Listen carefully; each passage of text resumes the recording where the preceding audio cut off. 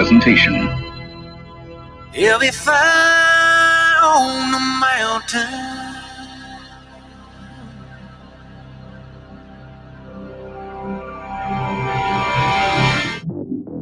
JB and Darren on the JB and Goldwater Show. Line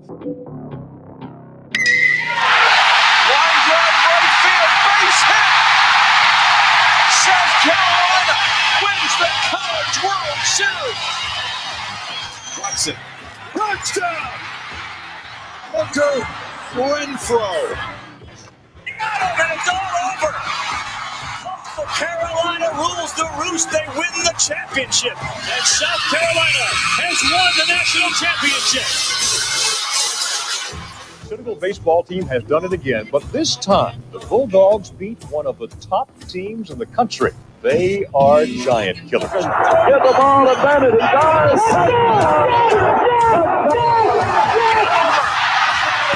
Gamecocks are in the Final Four.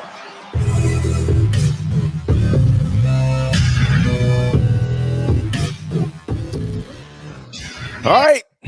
Greetings and a good Monday afternoon, and welcome aboard the JB and Goldwater Show, live, loud, and online, and driven by our friends and yours at Stokes Volkswagen. Find them at stokesvw.com. Find us on the JB and Goldwater app. You can download that, and it's free, and you can watch and listen to our program daily between 12 and 2 o'clock. You can always go back and check us out anytime you so please.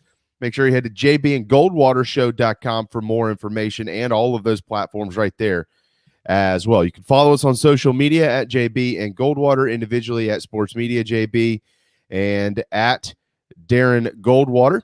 843-321-8893 is our phone number. It is also our text line, and you can get us get a hold of us right there. You can pop us a note on any platform out there, YouTube, Facebook, Twitter, whatever it may be. Make sure that you check us out, send us a message like Tyler has done, and we'll make it a part of our program, just like we're going to make all of you part of our program today, and Wes Mitchell and Perry Orth. Wes with Gamecock Central will join us at 12:30, Perry at 1:30. Former quarterback is Perry Orth. Might be an important conversation to have with him. Wes, of course, will recap what happened on Friday night at the Gamecock Central kickoff party, and then we'll also talk about what is to come with Carolina. Certainly the quarterback conversation has taken off. There's a freshman who's in the mix to get a bunch of playing time and things of that nature. We got all that. The Braves are on fire. They've got the Yankees tonight. We'll talk about that. A big achievement in baseball this weekend as well. Got some college baseball notes, as a matter of fact, to pass along. We've got a bunch of college football stuff because, Darren, that's it. It's over. College football starts this week. No more weeks without football games the rest of the year, my man. What's up? Yeah, that's obviously a good thing. I'm going to apologize in advance if anything crazy happens during this show, like stuff falls off the wall or there's dog barking that you can hear, because typically when he barks, you can't hear it. I'm pretty insulated in here. But what is also insulated behind me are bats. So we got dudes outside the wall behind me getting the bats out of the eaves. They're not in the attic.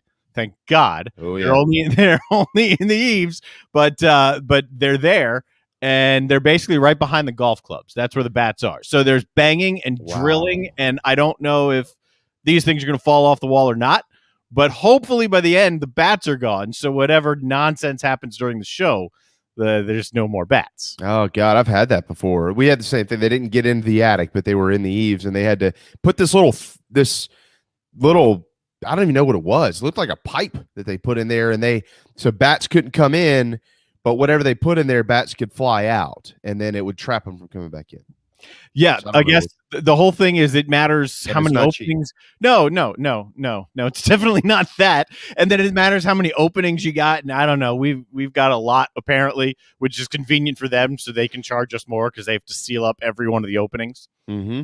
Good times. Homeownership is fun. Yeah, it is. Mm-hmm. Yeah, we've had our share of projects around here as well all summer. I vowed to have them finished before football season. I don't have time. I travel so much, and good luck. Yeah.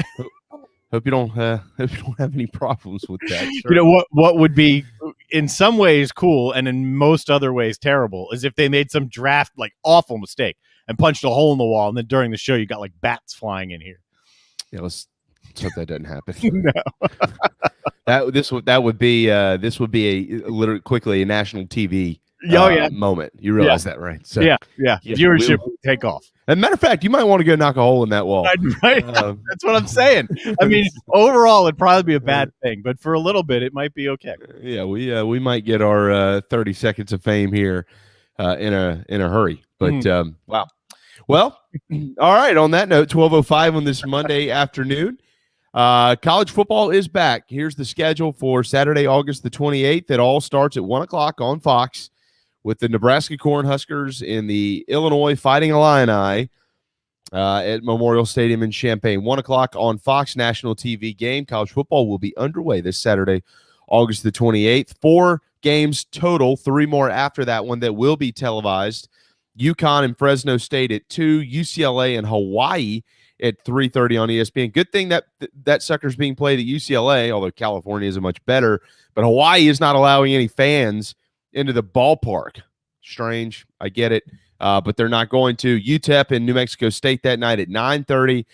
And then those of you that want to stay up and drink some whiskey jam, 10 o'clock on the CBS Sports Network, San Jose State. By the way, had a pretty good year last year. They've got Southern Utah at 10 o'clock. And that will be the opening weekend, theoretically, week 0, if you want to call it that, of college football. And then next Wednesday, it will start to trickle itself into the big Saturday, Sunday, Monday opening weekend of college football, of course, which is also Labor Day weekend. But Jacksonville State, UAB, Wednesday, September the 1st. And then a reminder, if right here in the Palmetto State, multiple games of interest on Thursday, September the 2nd. One, the Citadel in Coastal Carolina Dogs here in the Low Country trying to get things rebounded. They just played a few months ago, remember? We had the spring season. So they're trying to rebound. They've got Coastal.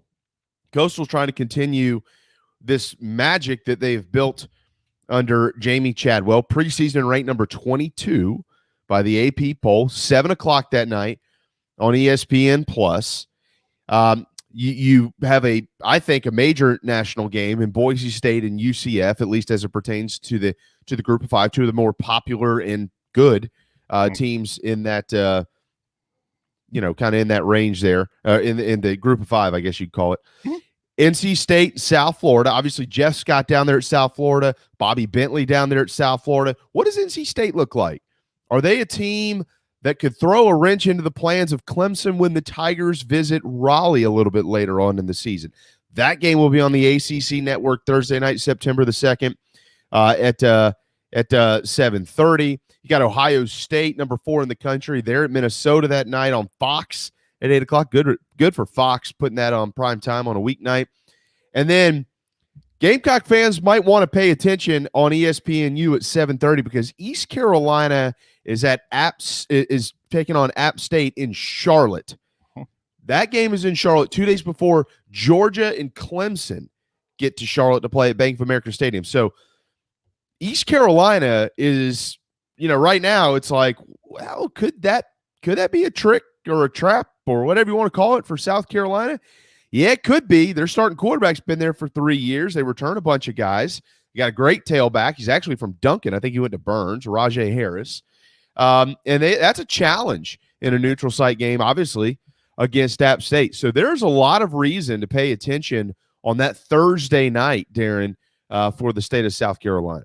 Just in general, I mean, you can whet your appetite a little bit this weekend. I was thinking as you were rattling through the fact that the Citadel just played, right, a couple months ago, and it feels like that almost didn't even happen. So I'm not going to revisit the whole idea of spring football completely and totally failed, but just getting college football back, like it doesn't feel like we just had it. So whet your appetite this weekend a little bit. And as a Big Ten fan, it matters.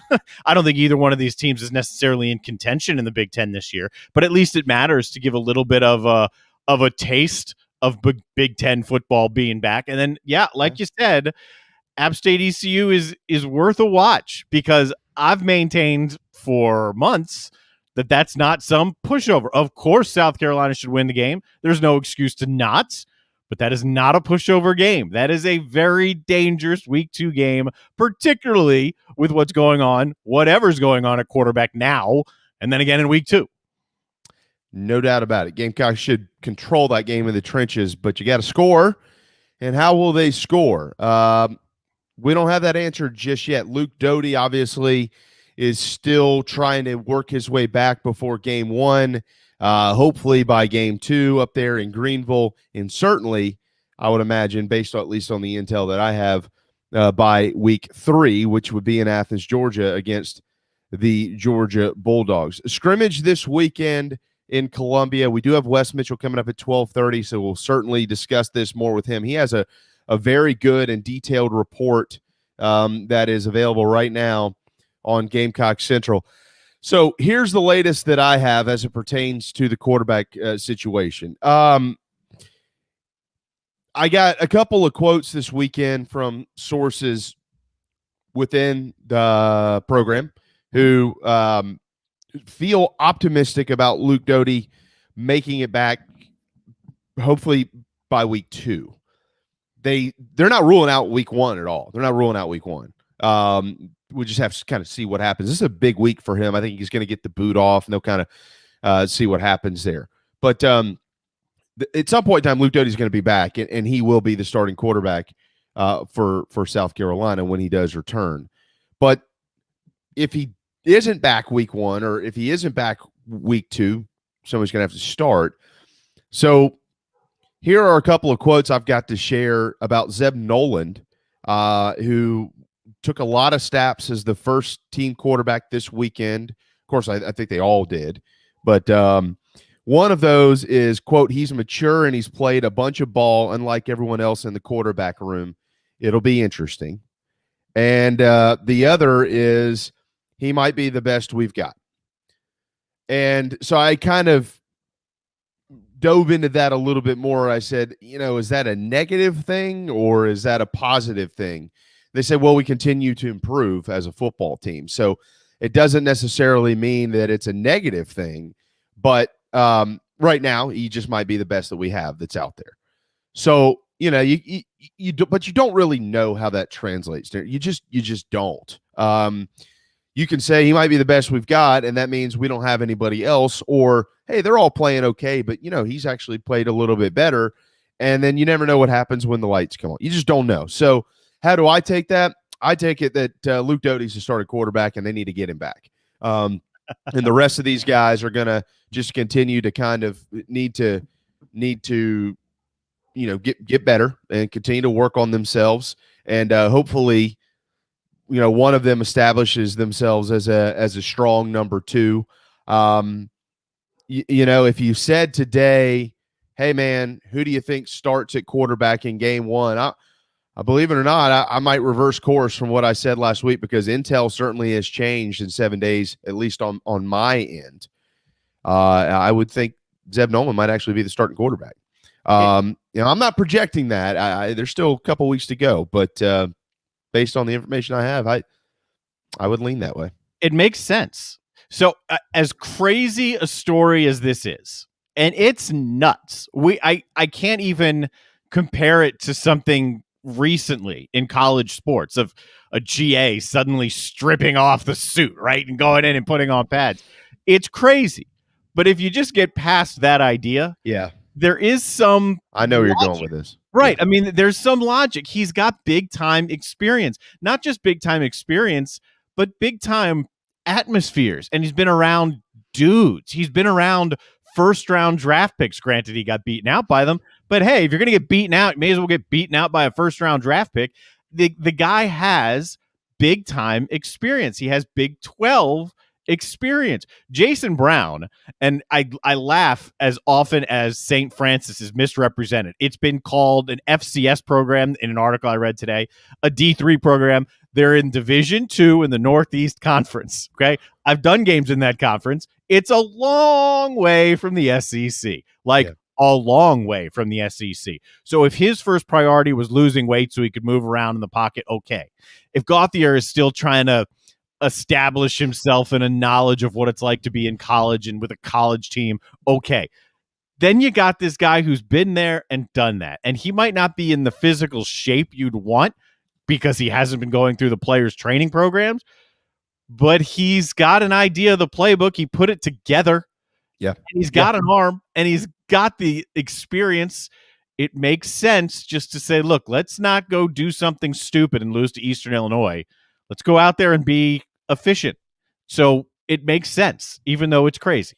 Well, and see, you're right. You bring up a really good point there. I mean, generally, and we're guilty of this like everybody else out there, you look at the headline, you look at the storyline, and you revolve your conversation around that. And to your point, it's only fair that you go deeper into this. I would encourage people to read Ben Portnoy's column in the state newspaper on Zeb Noland and kind of get to know his history a little bit. You know, one of my questions with Zeb Noland dating to last week was, why didn't he transfer somewhere to go play football? And, you know, it became clear in that column that he wanted to get into coaching. He wanted to get into coaching. And so he decided that he would come here, and obviously Shane knew who he was. And I think there's maybe a couple other connections and things like that. But nonetheless, really smart mind, and wanted to get into coaching. And that's what he's done. As Marcus Satterfield pointed out last week in a press conference, you know, he wrote the playbook. I mean, Marcus Satterfield and those guys designed it, but he wrote it, so he understands it.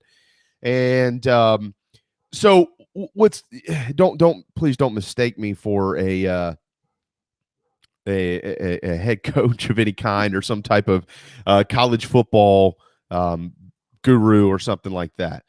But it's becoming increasingly clear as I've poked around on this, talking to some of our peers, Darren, in the media world, who talk to those who know a lot more than us.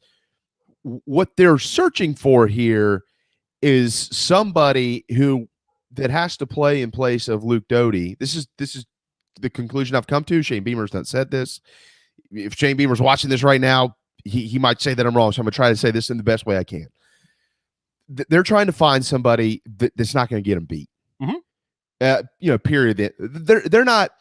This room still has a ways to go, and they're still trying to bring these guys along. So they're searching for a guy who can take the helm, who can take this leadership role. And if Luke isn't back in week 1 or week 2, don't get us beat. Don't be stupid. And so he might be that best option. Not saying that Jason Brown won't be the starter. He might very well be the starting quarterback. It might be Colton Gauthier. I don't know. But the recent developments in this quarterback situation lead me to believe, just like you said a moment ago, the amount of games that he's played. I read a quote from somebody a little bit ago that said he's played much more ball than anybody else in this room. They're looking for a guy who understands the playbook, who knows, okay, this is either a stupid throw here, this is a stupid play, I shouldn't do it. We need to check out of this and get into this. Somebody that's not going to get them beat and let them play to their strengths the first 8 quarters of the season at least, which essentially is run the football, and let's probably just try to slowly dink and dunk this thing down the field with the guys we trust like Nick Muse and others. And, you know, of the 3 guys, Gauthier, Brown, Nolan, there's only one of them who doesn't have a chance to get rattled in a home opener against Eastern Illinois, because it's very easy for Gauthier or for Brown to go out there as the starting quarterback, knowing they're the starter, walk out there, see the fans, be like, wow. And then who knows what happens, right? I mean, Ideally they settle down, but who knows what happens. With Noland, there'll be butterflies if he's the starter, but it's not something he hasn't seen.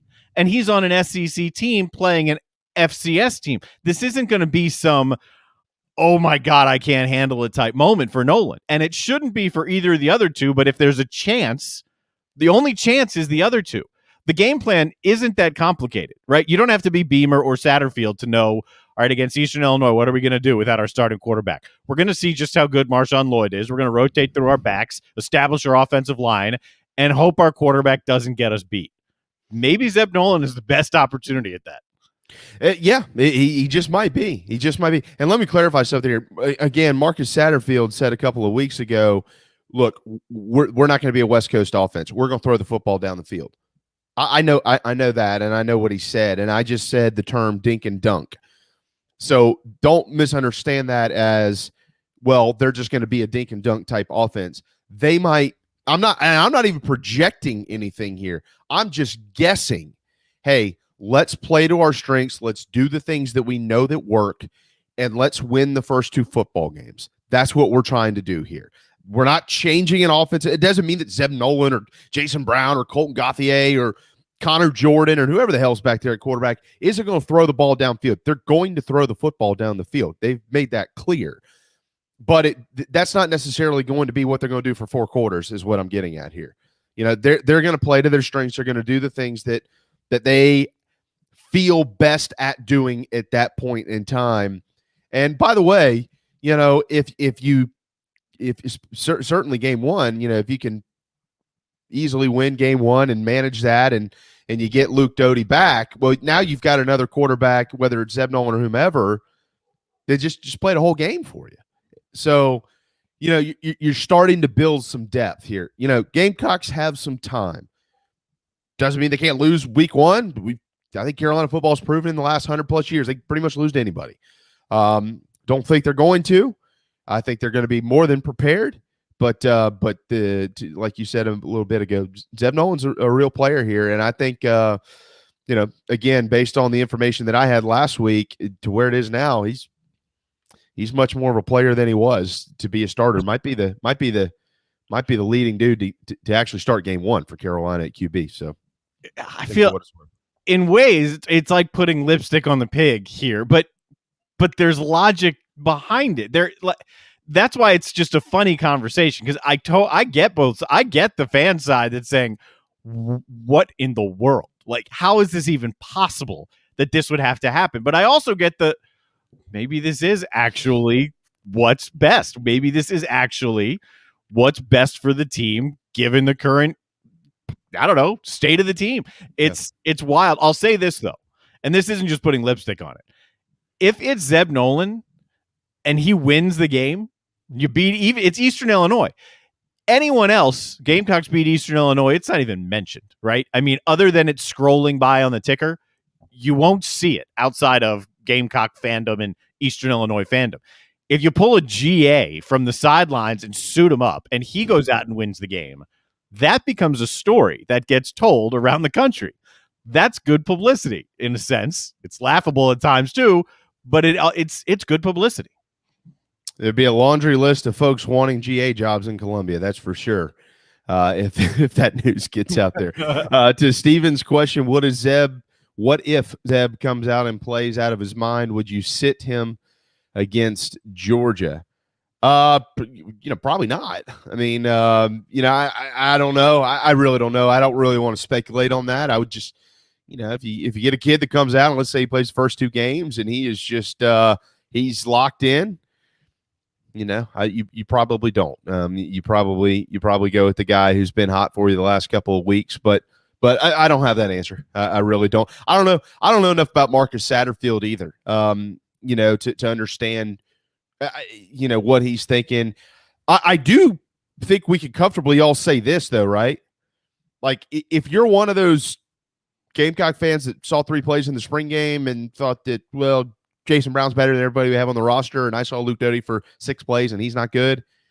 Can you admit you're wrong, maybe? Because it wasn't that close on the depth chart. It just wasn't that close. And, you know, I get it. You know, those ESPN Plus highlights are fun to look at, but the dudes that see him in practice for 2 hours a day, I would like to think they got a little bit better grasp on this than we do.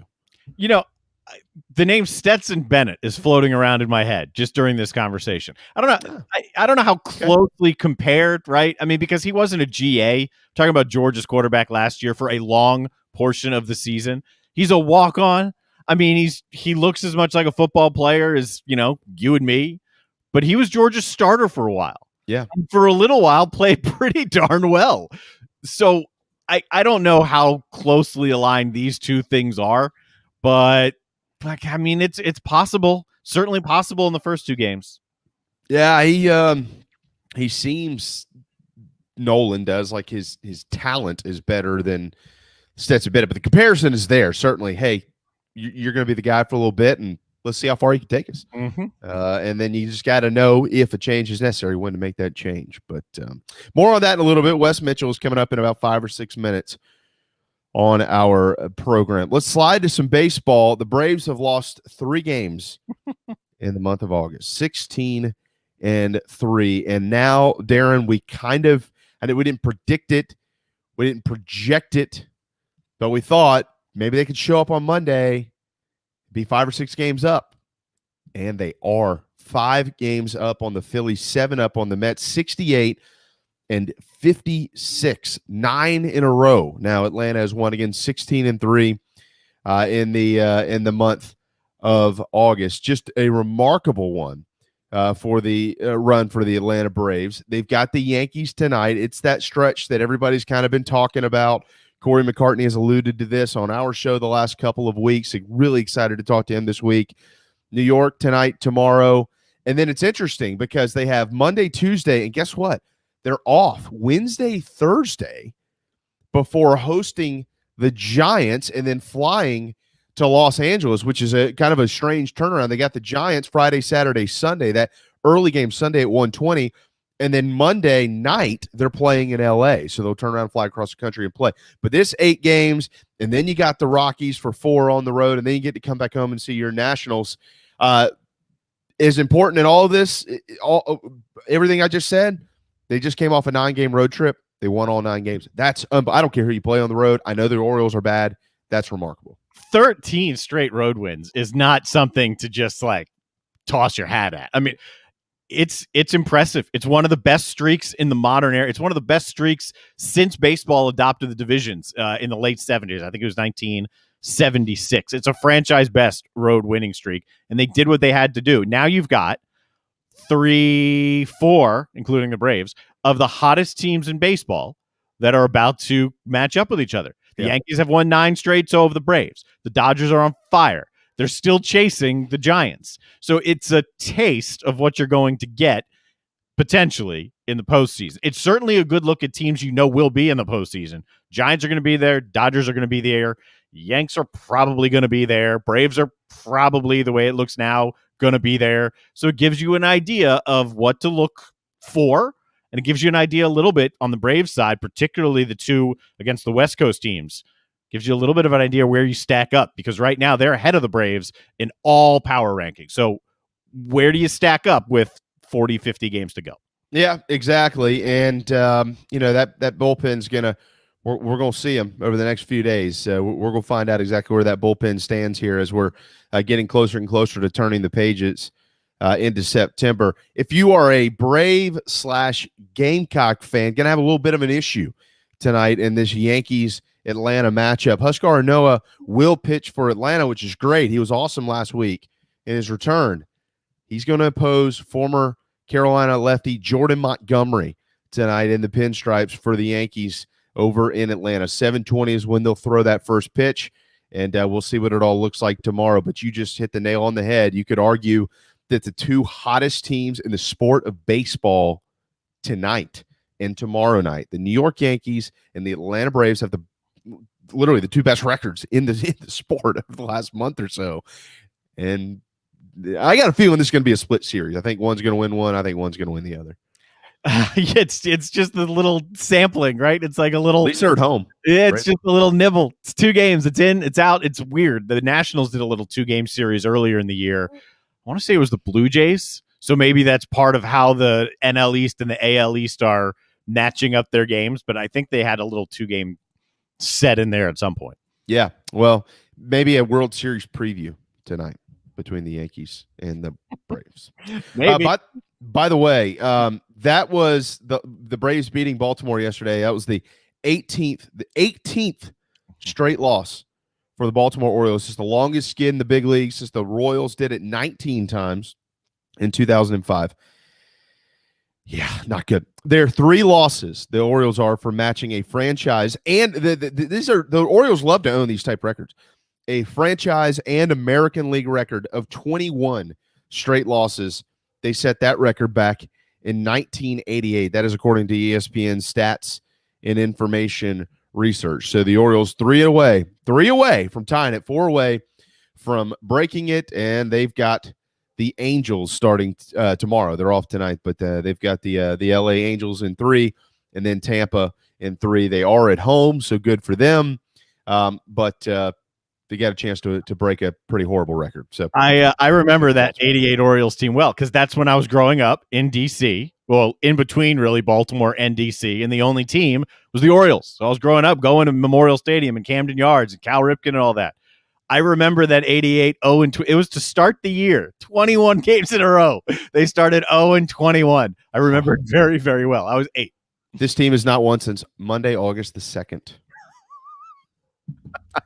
It's August 23rd. Just want to remind everybody. Thanks. It's bad. I feel bad for Orioles fans and one of my friends who's one of their broadcasters. I mean, it's just not got to be fun at all. It's bad. It's tough.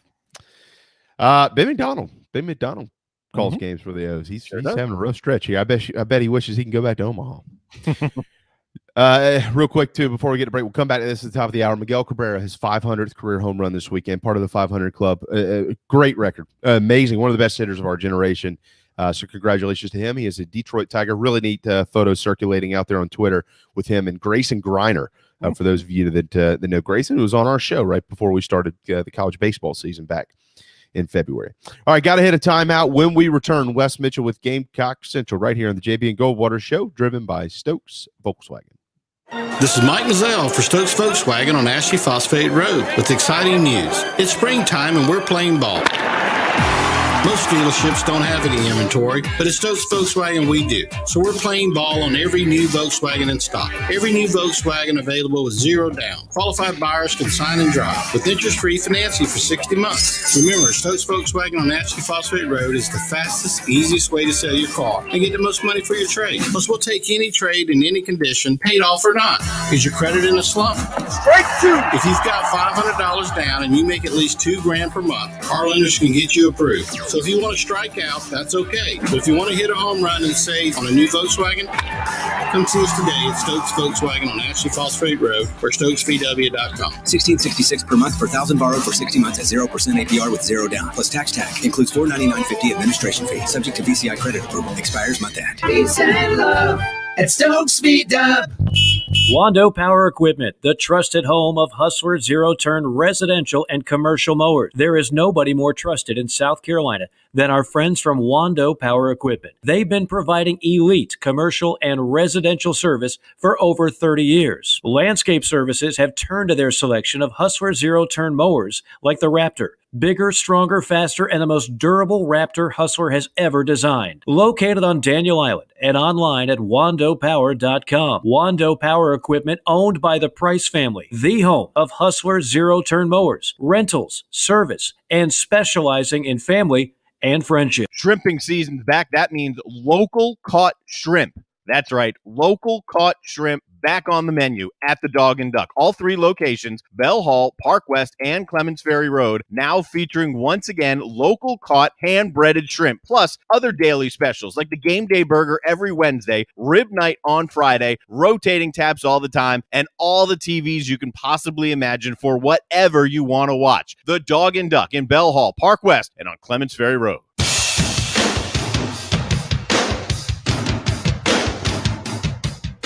You are listening to the JB and Goldwater Show, live, loud, and online.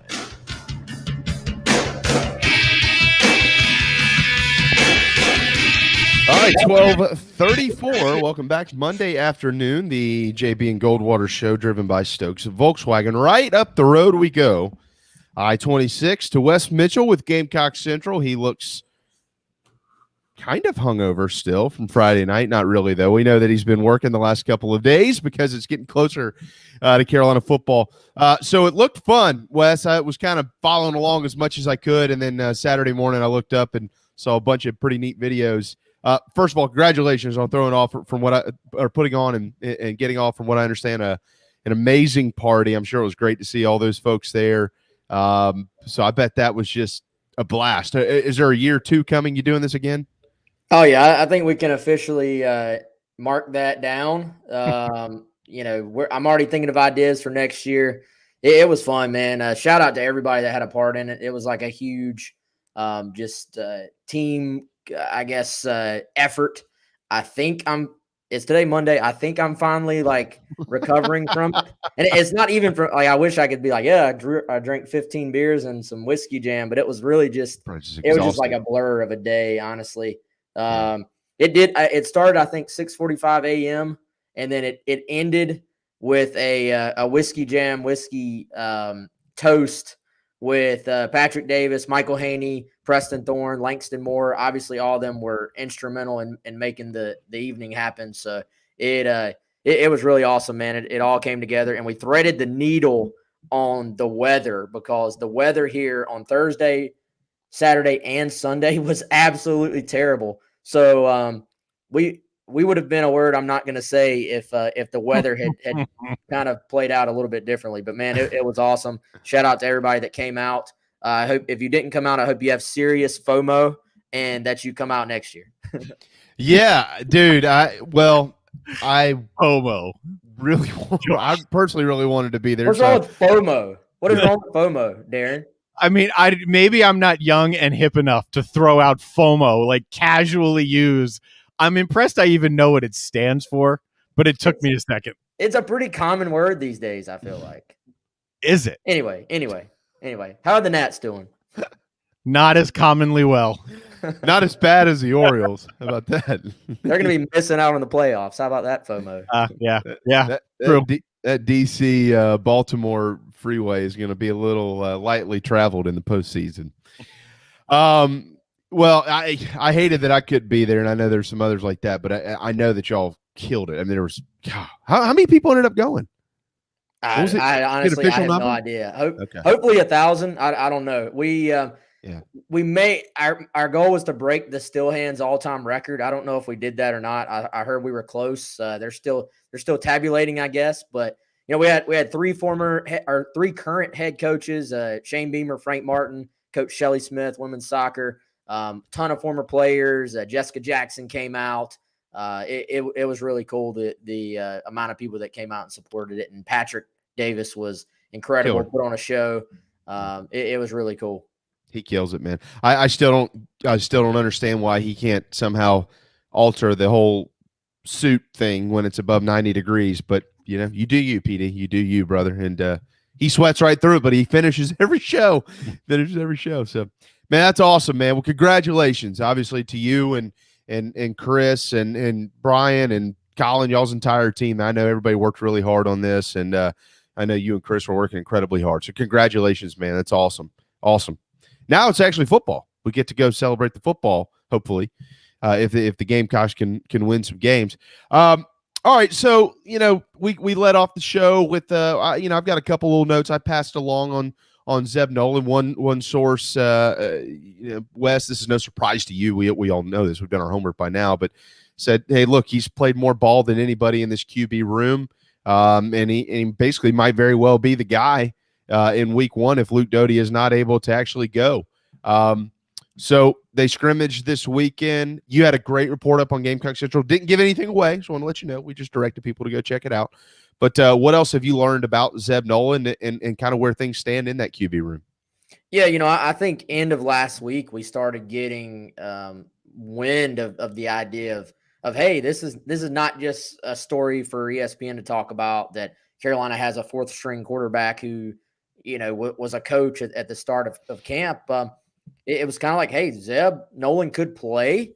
And the more we've gathered, I mean, Zeb Nolan could start. I think if you are a South Carolina fan and you're sort of, following this quarterback battle, go ahead and kind of get that in the thought process that Zeb Nolan has a very real shot at being the starting quarterback. Now, obviously, no decision has been made, at least as far as we know. I feel pretty firmly that no decision has been made. I can tell you no decision has been announced among the team or anything like that. So, he and Jason Brown, I believe, are continuing to – that's kind of the two that I think are battling it out right now. The scrimmage was a really big factor in determining that. They will keep, evaluating that process. But I'm not a coach, so I know some people have said maybe said it's like coach speak about Nolan. I'm not a coach, so it's not coach speak. It is a fact that Zeb Nolan could be South Carolina's starter. And the reason for that is that let's be honest, the only way for South Carolina to start an absolute dreadful start to the Shane Beamer era would be to go out there and turn the football over in game one and let a team that they absolutely should and will beat stay in the game. So what are you looking for from the quarterback position? As Marcus Satterfield said, the guy does not have to go win the Heisman. It's going to be about getting South Carolina in the right place. It's going to be about commanding the huddle. It's going to be like understanding where everybody's supposed to be, protecting the football, get the football to these backs and these tight ends and let them go make some plays. You don't have to be the star of the show. When Satterfield said that, I take him at his word. I think the guy who is most in command will start game one. And, they have not ruled out Luke Doty, but my opinion, I'd be pretty surprised if Luke ends up starting game one, just based on everything I hear. I think it's going to be Zeb Nolan or Jason Brown. It is me reading the tea leaves. And right now, I think you probably give Zeb the edge, with the caveat that it has not been decided yet. So to me, we got to sort of set realistic expectations for this season. I know a lot of people are very positive about the entire outlook of the program right now, which is a great thing for South Carolina. And I'm not trying to buzzkill that. But as far as if you dive it down into this season, South Carolina, if they're going to have a good year, has got to start 2-0. These two games have to be W's. And I think if Luke Doty can't go, maybe going with the veteran guy who's played some FBS ball actually ends up being their best option, unless Jason Brown just absolutely lights it up during this last week or so. Well, I think it's worthy of pointing out that it doesn't mean that if Doty doesn't play, that both those guys actually won't play. I'm not saying something like, well, they're going to spur this thing and, have two guys going in and out of there. No, this program needs to get itself figured out in the first 8 quarters of the season to have a chance against those next couple programs that are coming up on the schedule, the GE and the UK and those type guys. You want to have a chance to win any of those games, Tennessee, whomever. These first 8 quarters of the year, Wes, as you know, are going to be really, really, really valuable, not just for the quarterback position, but for everybody else. So I would envision, as I'm with you, if Luke Doty's not going in week 1, and I would lean towards not, I would envision the best case scenario is you start one of those guys, maybe it's Zeb Nolan, and you get through 3 quarters and you feel pretty good about it, and you put the next guy in there and let him go play for a quarter. And just, as Spurrier said, keep running your offense. Keep running your offense. It's their job to stop you. Just keep running the offense so you can get these guys figured out and things of that nature. Darren said something earlier. I think that it's important with the Zeb Nolan thing, and you just hit on it as well. Get past the storyline. You got to get past that. Like, we've been reading the headlines. We know what the headlines say. Yeah, it's going to be a cute ticker story for ESPN and things like that. Mm-hmm. Get past it and look at what he's done. And he didn't light the world on fire, but he did start games in the Big 12. He did start, 7 games, Wes, this spring at North Dakota State. So once you get past it, you realize quickly, if he would have just transferred in without being a GA, he would just be a transfer quarterback, just like Jason Brown, who maybe won the job. Yeah, and I think that's an excellent point. I mean, it's going to be, and go ahead, prepare yourselves. If he ends up being the starter, that will be the national headline, right? The stuff you're talking about, the storyline aspect of it. If you're a South Carolina fan, none of that matters. Doesn't matter at all. All that matters is who is the best quarterback for South Carolina to win game 1. And really, again, coaches can't think like this, but we can. South Carolina has to be 2-1 going into the Kentucky game.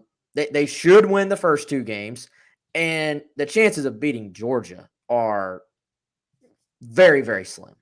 Right. So, in my opinion, the Kentucky game then becomes the biggest game of the season, certainly to that point, and probably big picture. I look at Kentucky, Missouri, maybe Tennessee with a new coach as well. Those are the swing games for this season for South Carolina, if we're being really realistic. So, to me, like you said, they've got to figure themselves out in the first few games. They need a very healthy Luke Doty going into that Kentucky game. You you don't want, even if Luke Doty's 95%, you don't want to risk getting him hurt in those first few games. No. If it means limiting him in a greater capacity for, let's say, Kentucky, because ultimately Doty's legs, and we're talking about a lower leg injury, but Doty's ability to provide a threat in the running game is sort of a difference maker for South Carolina this season, I think, on offense. So getting him not just back, but back 100%. So again, to go back to y'all's point, I agree 1,000%. It's not really at all about what anybody thinks about the story or what Zeb has done in the past, what he hasn't done, where he was. It's really just about the absolute sheer question of who is South Carolina's best quarterback to go start 2-0. And if it's Zeb Nolan, the coaches have to make that decision, regardless of how it makes Bob on Twitter feel about what the decision looks like. Right.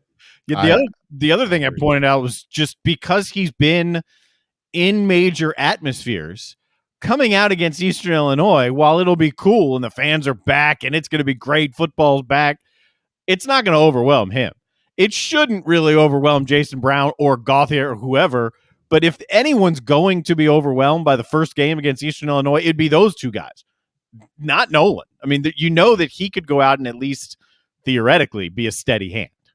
Yeah, I agree. And, you look game 2, not that East Carolina is like going to Ohio State, but that's going to be their Super Bowl. Absolutely. For East Carolina. So that's by no means will that be an easy game for South Carolina, So I think, again, no, and I want to be clear, nobody's sitting here hyping Zeb Nolan up saying, oh, we expect him to go throw for 5,000 yards. And I think sometimes there's like a little bit of a disconnect when we talk about, well, this guy looks the best in practice or this guy's been excelling in practice. That doesn't mean they're going to go be an All-American when they play other teams. That's not what anybody's saying. But again, who's the best quarterback right now? Who gives South Carolina the best chance to win? Jason Brown, obviously, to give, and I don't want people to think anybody's throwing Jason Brown under the bus. He has improved. That's not just coach speak. He has improved he's worked very hard. He will make plays for you, probably among the healthy quarterbacks right now. He's the guy who could best go out there and extend a play, fire the ball 60 yards down the field, and make a spectacular play for you. But right now, the key for South Carolina is going to be all those things we talked about. Don't turn the football over. Get into the right plays. Get the ball where it's supposed to be. And again, it has not been decided yet, but I'll just reiterate. I think Zeb Nolan is firmly in that conversation. Wes Mitchell, 1248 on this Monday afternoon with Gamecock Central. Totally agree. He's, I don't know. I don't know how much more crystal clear you could put it for folks. Don't discount it. And I'm one of them, because a week ago, Wes, personally, the intel that I had, it didn't necessarily lead to this road. But that's changed a lot in a week. And I think Marcus Satterfield has set the tone for that change publicly last week when he said, look, he wrote the playbook. I mean, he knows what's going on out here. We need to have somebody who's not going to do anything stupid. We got to go out and play good football. And Wes, play to your strengths. We all know they know how to run the football. We all know they've got 3 or 4 tight ends that they feel really good about. So what you see in week 1 offensively might be a little different from what you see in week 3 or week 4. That means it's a different offense, just might be a little different how things are called and things like that. Do you anticipate they're going to have to announce a starter sooner or later, and I know they want to announce a starter. Do you anticipate that announcement coming sooner, like maybe early this week, or maybe they might try to push this thing another couple of days? Yeah, I have not been given an indication that they're going to go ahead and announce it. Obviously, like you were just talking about, you got to be careful with this stuff, because sometimes it changes so quickly, and then I can say I don't think they're going to announce it this week, and then somebody changes their mind. They say, let's go ahead and announce it tomorrow, and I look like an idiot. Right now, I'm not anticipating, because Beamer speaks, I believe it is tomorrow now. They're going into the game week sort of schedule.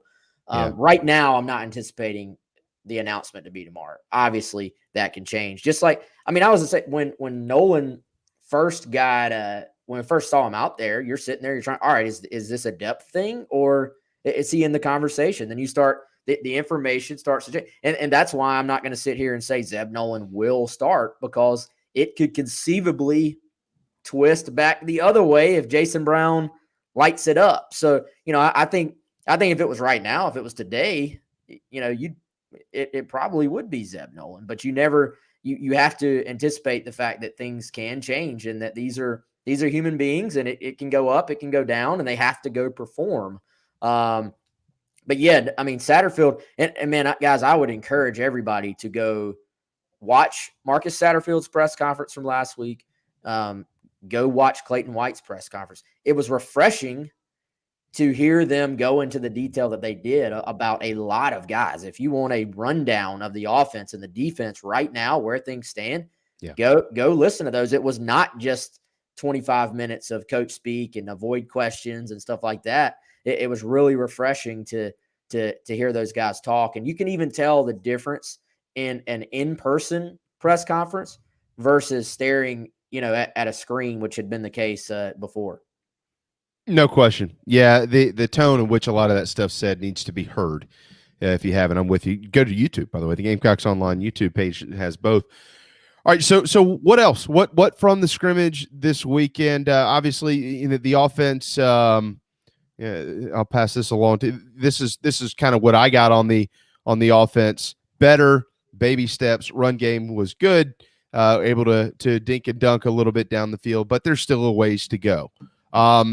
We all know the offense wasn't good in the first scrimmage, and the defense was pretty good. Generally, that kind of evens itself out in the second one, which it appears it kind of did. So what additional details can you provide on what happened on Saturday? Yeah, running game was really good. Juju McDowell just continues to be one of the first names off of everybody's lips, it seems. Juju. And, in any other time, this kid's like probably in the conversation to start, but it's like they have such a deep running back room right now, and that's maybe the deepest position on the team. So he's been so good, though. They're going to have to find ways to play Juju McDowell and get him on the field. Marshawn Lloyd had another good day. I think De'Carron Joyner had a long touchdown reception, and that's good to see. I continue to hear the name Tyrese Ross start to come up. Big hitter. Mm-hmm. I think for the most part, that defense, every single time we've been out there, it's been like the same 11 guys in the starting unit. Now, as far as South Carolina goes, those 11 have been healthy throughout camp. They've practiced a lot. They've practiced together a lot. I would imagine you're sort of trending towards that being the 11 that's out there, with the caveat being Cam Smith. They're still hoping to get him back at corner. But I think Tyrese Ross probably sort of starts to ease his way. I think he's already a rotation guy at safety. Maybe can push his way into a starting spot. We'll see. I'm still tracking very closely Amarian Brown. I think he's in that second group at wide receiver, but has the ability to make some plays. So I think first couple of weeks, you're going to rotate those guys a lot at receiver and rotate the tight ends in quite a bit and start to see who takes advantage, and who goes and makes some plays for you. Offense, defense, up front, trenches. Does it seem like the starters, there's no depth chart out just yet? I don't know, maybe later on this week, maybe next week. But doesn't it appear that the five guys on the offensive side, the four guys on the defensive side up front are fairly set? Is that fair to say? Yeah, I would think so, man. I was actually drawing up my what I thought the depth chart would be right now today. I mean, left to right, you got Jazz Turnetine, Jalen Nichols, Eric Douglas, Javon Gwynn, Dylan Wanham. That's been the five every second of practice I've been able to watch. And then on the defensive front, Aaron Sterling at the edge spot, JJ Nigbari at the edge spot, then Zach Pickens, Jabari Ellis inside. And that's no knock on Jordan Strong or Jordan Birch or any of those guys. The edge position, all four have been really, really good. I think that's another strength of the team, where that's what we thought coming in, and it's kind of been confirmed. Sometimes you get what you expect, is confirmed. Sometimes you start to say, well, maybe this isn't as good as we thought. It's kind of been confirmed there at that edge spot. So I expect all four of the guys there to play a ton and be able to make an impact for South Carolina. And you know, they're going to be they're going to have to be, I think, to give South Carolina time to let their secondary come along, gel together, see if that position can sort of progress on the field. And, you know, I think linebackers are the forgotten group right now. Yeah. Brad Johnson, Shirai Green have had really solid camps. Would most fans take it if the linebacking core could just be solid, like just be solid performers this year? I think so. I think that is realistic to happen this year. So we'll see. I think those guys maybe have a little chip on their shoulder because they know people maybe aren't counting on them at linebackers. So we'll see how that plays out. Yeah, you know, all of it, Wes, seems to me like well, first of all, they're in a good spot with Eastern Illinois being game one, and I don't want to discount Eastern Illinois. Don't misunderstand me, but into all our fan base up there at Eastern Illinois, we apologize.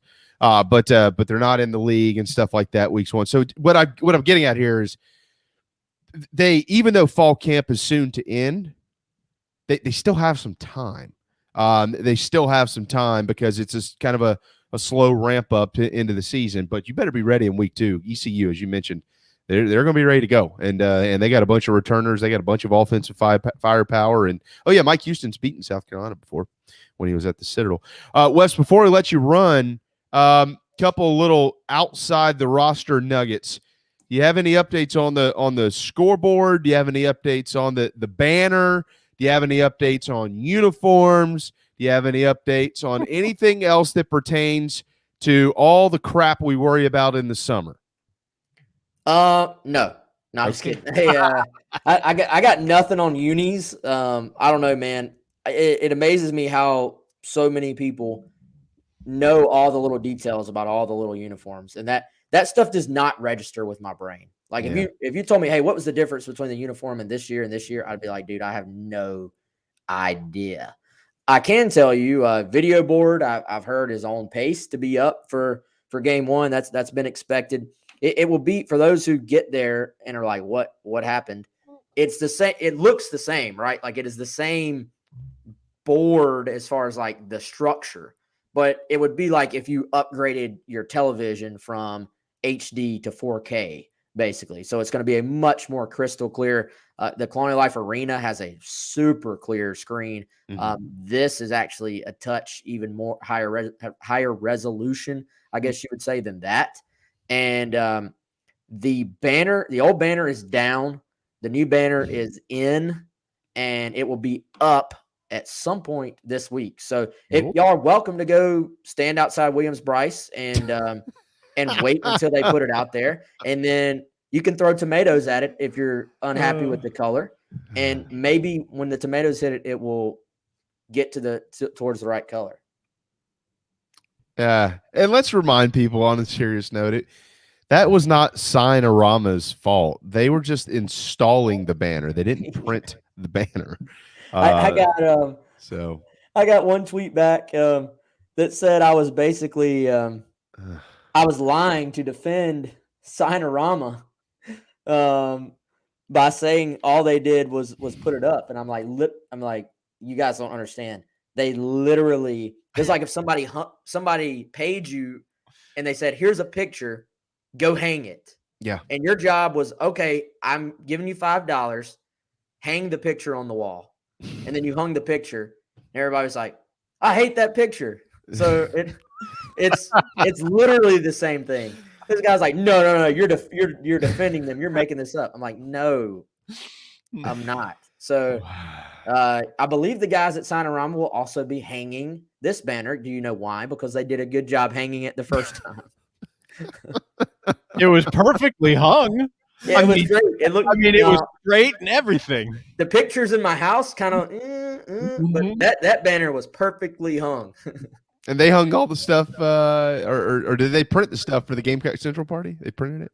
They did, and they hung everything in the ops building and in the indoor, and did a great job with our graphics for the party. So it's amazing.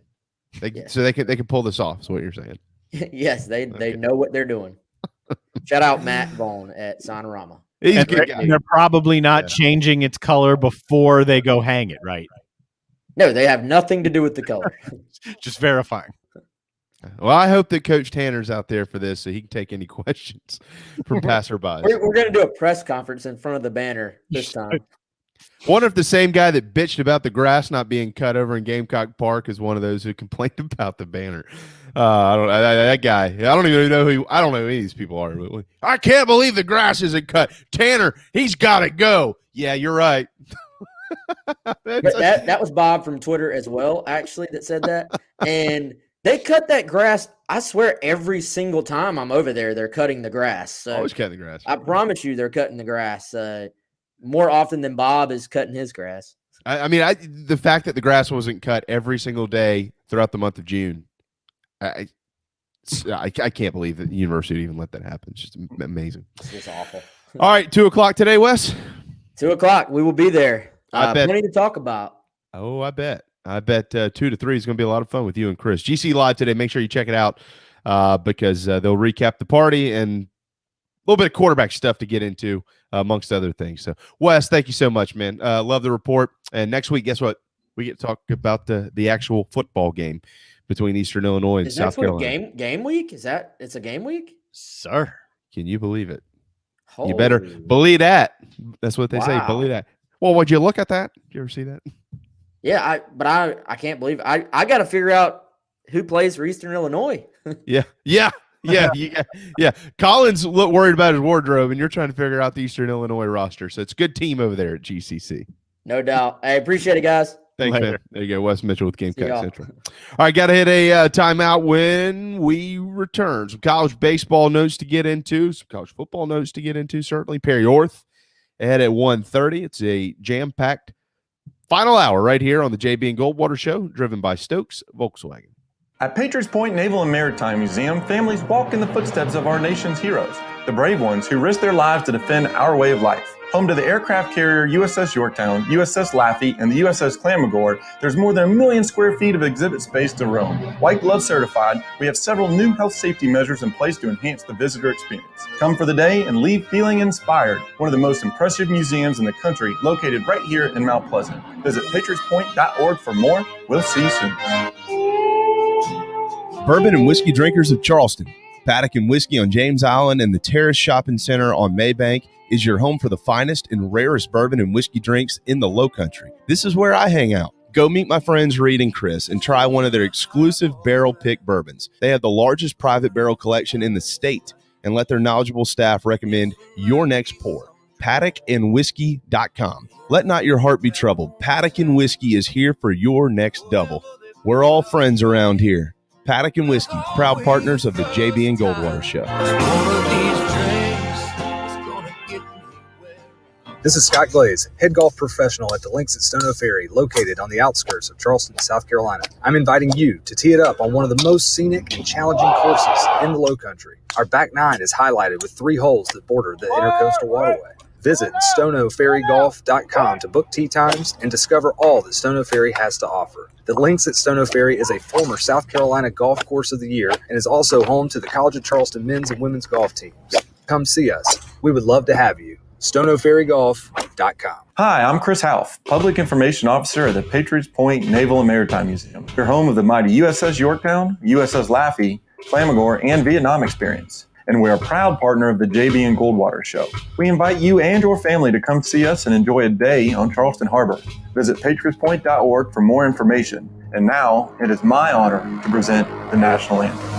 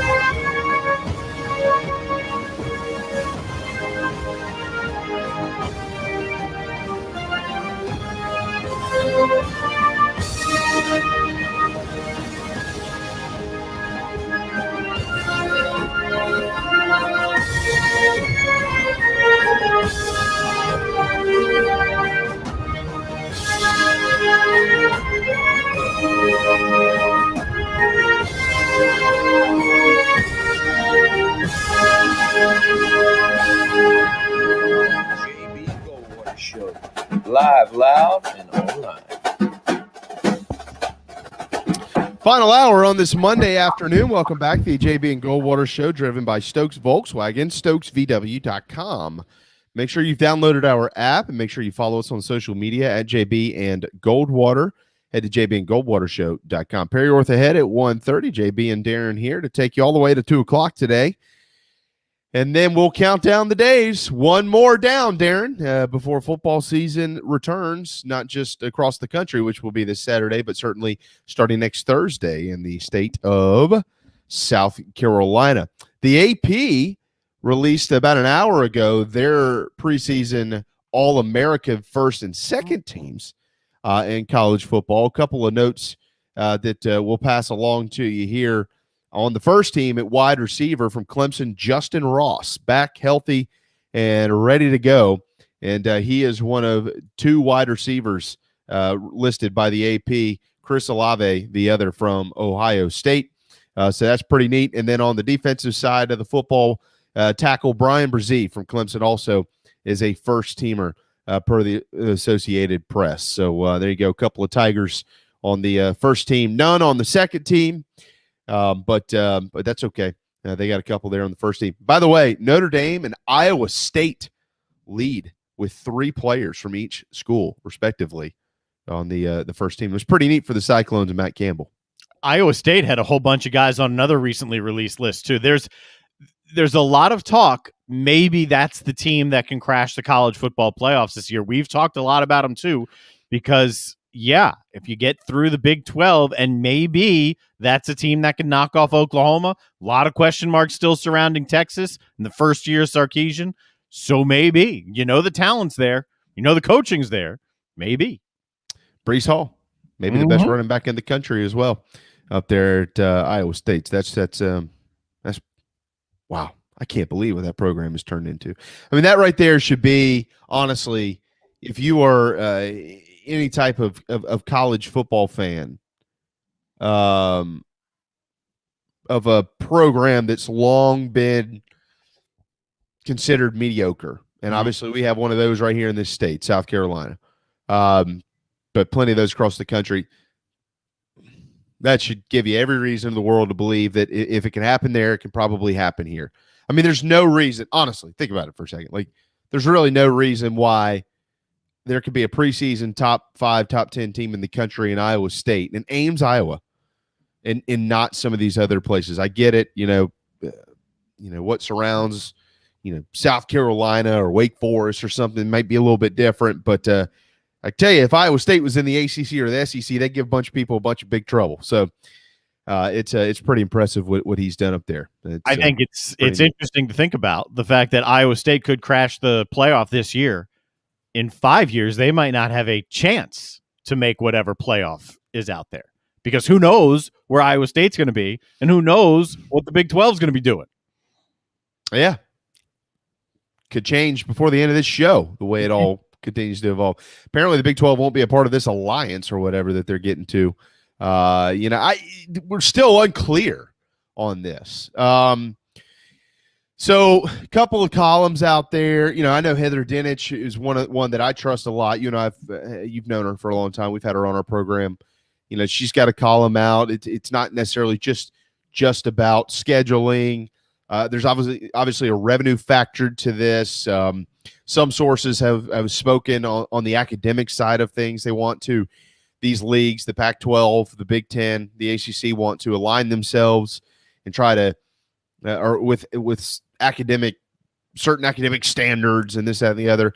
I'm sure there's everybody's going to kind of find what fits their talking point and probably take that down the road they want to take it down. I mean, my talking point with this is pretty simple. I think that I think more than anything, they're trying to guard against any programs wanting to depart for the SEC.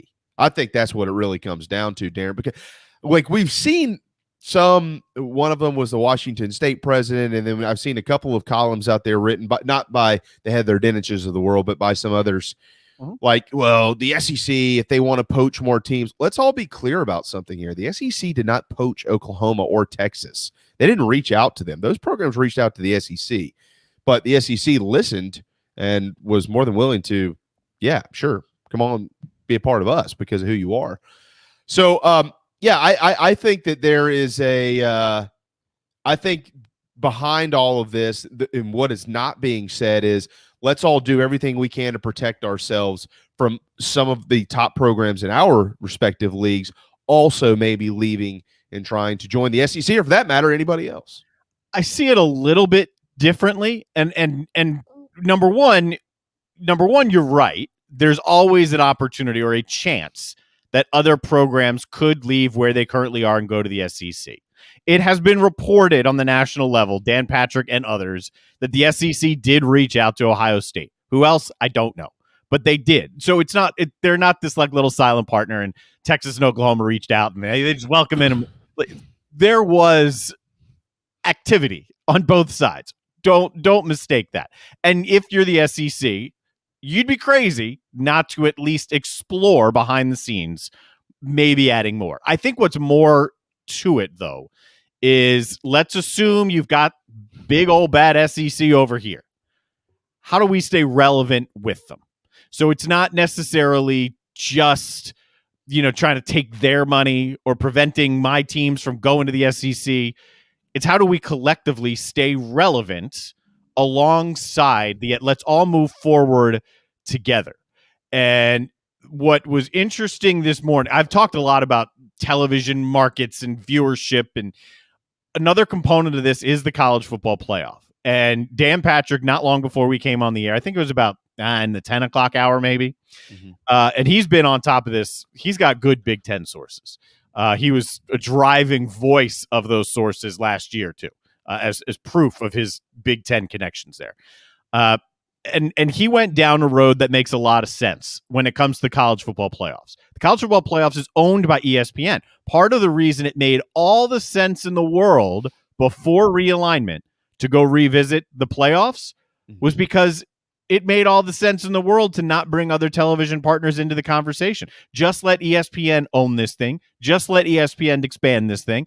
And let's all move forward and we can get this done faster. Now the other conferences are saying, well, hang on a second. The SEC and ESPN are basically one and the same. That is not true to the same degree at all for the ACC or for the Big Ten or for the Pac-12. So what they're saying is let's do our best to postpone a college football playoff until other television partners can get involved so that there isn't a perception, or if not more than just a perception, of bias amongst ESPN and the College Football Playoff Committee for that side, because it still is going the way I've been thinking. And one of these days we're getting to this group breaks away. What does that group look like? How is the television made up? That's what this is about. Yeah, I mean, and by the way, to summarize there, that means these are not your words. I'm not putting your words in your mouth. You're regurgitating the information that's out there. But to summarize, the expansion of the college football playoff has nothing to do with what's best for the sport. It never did. No, to summarize, just so people understand this.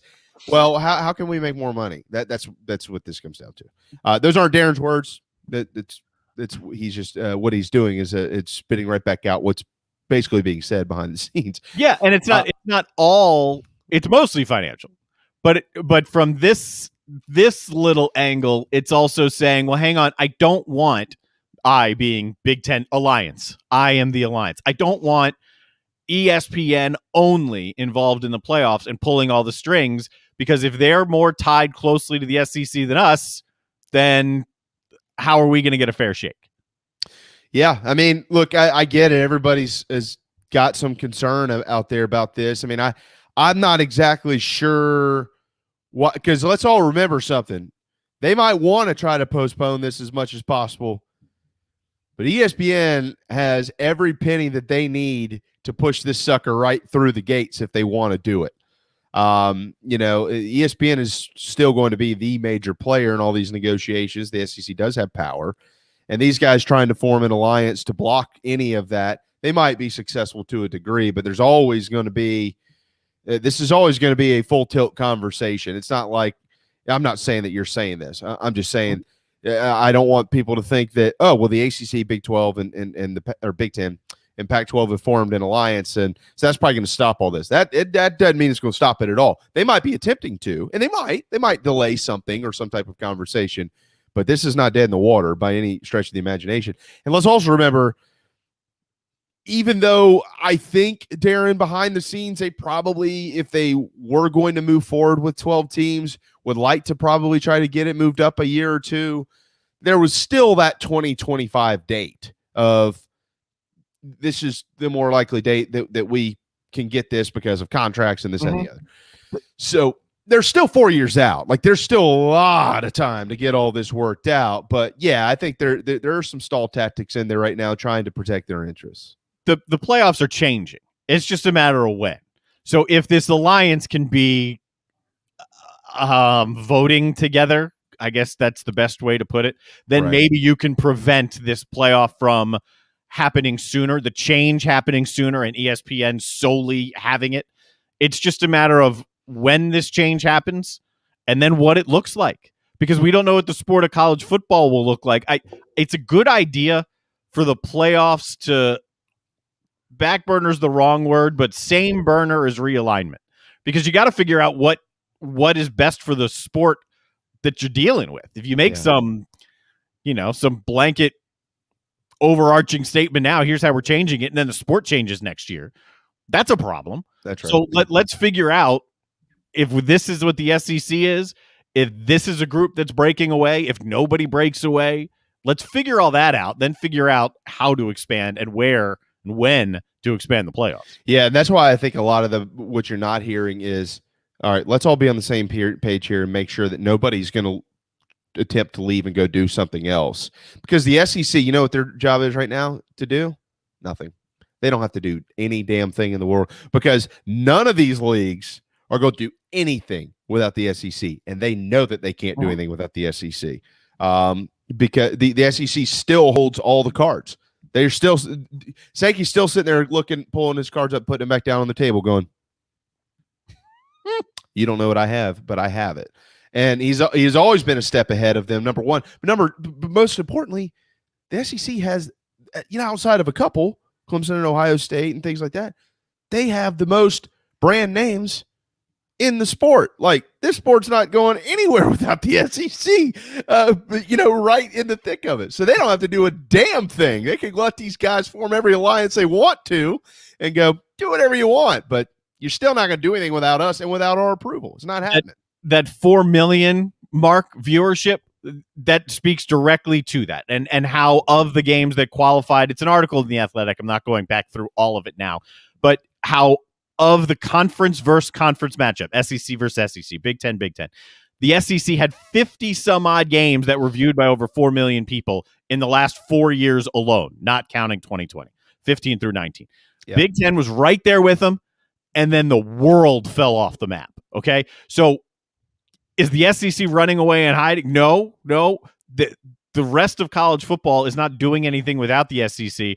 But what this group can do, the Big 12, the Big 10, Pac-12, ACC, is they can move forward alongside the SEC. They can go along for the ride with them into this new world of college football.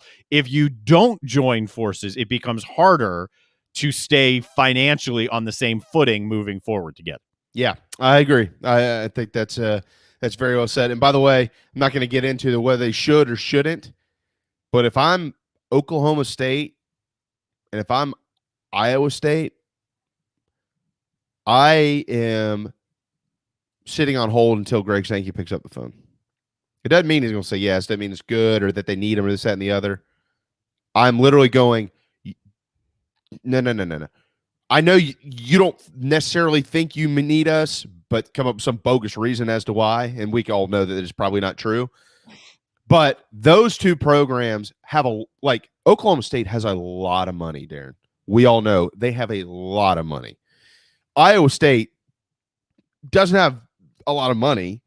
They do have a lot of money, but not like the Oklahoma State type money. Mm-hmm. But just look where they are in this transition phase of their athletics department, with obviously most notably with football. long have had a basketball program that's pretty good and things like that, but they're going to be kind of left out into the wilderness. I think you kind of said that earlier without saying that exactly. So if you're Iowa State, do anything and everything you can to beg the Southeastern Conference, hey, pay attention to me. Like, could you imagine if somehow Iowa State got into a college football playoff this year? They'd be going, Sankey, look. We got in with 4. We could get in with 12. We could get in with 8. You want us. It's more money. I'm not arguing that it's good for the SEC or bad for the SEC. I'm just talking about from their side. Don't go knock on the doors of the Pac-12 and this, that, and the other. I'm sure they already have. Go to the top dog and say, we want in. Please let us in. Please get us through the doggy door. We want to come in. If you're anybody in the Big 12 right now, anybody, if you're Kansas, if you're Baylor, if you're Iowa State or Oklahoma, not just the SEC, but right now you're in no man's land. You're sitting out there in the deep end and you're treading water and you're going until your legs can, give way. Yeah. Unless you get a life raft.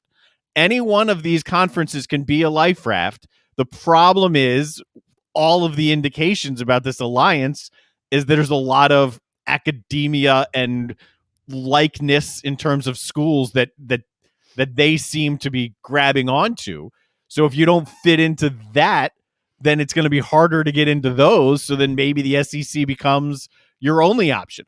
Yeah. Or you're just hanging out there. If I'm any of the schools remaining in the Big 12, I'm petrified. And I don't care what I'm saying in the group setting to the Big 12, but behind closed doors in my own office, I'm calling everyone I can, knocking on every door. I'm going to be told no 100,000 times, but maybe someone says yes. The ACC, Big 10, Pac-12, SEC, every one of them. Because if you're not there, you're done. That's right. Changing landscape, quickly changing landscape. By the way, the Big 10 is joining pretty much everybody. If COVID keeps you from playing, you're going to forfeit the game. Mm-hmm. And if 2 teams both can't play, you both forfeit the game. Well, the Big 10 is different. That's going to be a no contest in the Big 10. Oh, excuse me. Whereas the ACC, I believe the ACC said you're both going to lose. Yeah, you both get an L. Yeah, that's right. So how many times have we all joked in our lives about, man, I wish both teams could lose? Well, now you can. Get an ACC matchup, a couple programs you don't like. Silver linings. Hope that contact tracing takes them both out, and there you go. You'll see something you've never seen before. A couple of teams getting an L in the same ball game. Some other COVID-related news in Oregon and Oregon State will require a proof of vaccination to get into the ball games, or a negative test shown or taken within 3 days that you'll have to show upon entry. I have no idea how they're doing this. I don't know if they're going to have nurses standing there, or I don't know. But Oregon and Oregon State, I haven't seen any other college football teams across the country requiring this yet. Have you? I haven't seen. I haven't seen it. It's possible in California. I know why he's not letting anybody in. California, I believe, has to be vaccinated because there was or at least LA County. And I could be, but there was something about large outdoor gatherings, which include anything over 10,000 people. So that's sporting events outdoors. At least it's requiring a mask. I'm not sure about vaccination status, but expect it. It's going to come. It'll be more prevalent. Yeah, I'm sure. Yeah, I mean, you're probably going to start to see more of this. If I had to speculate whether you would see this in our neck of the woods, probably not sooner than later. But we'll see. Who knows?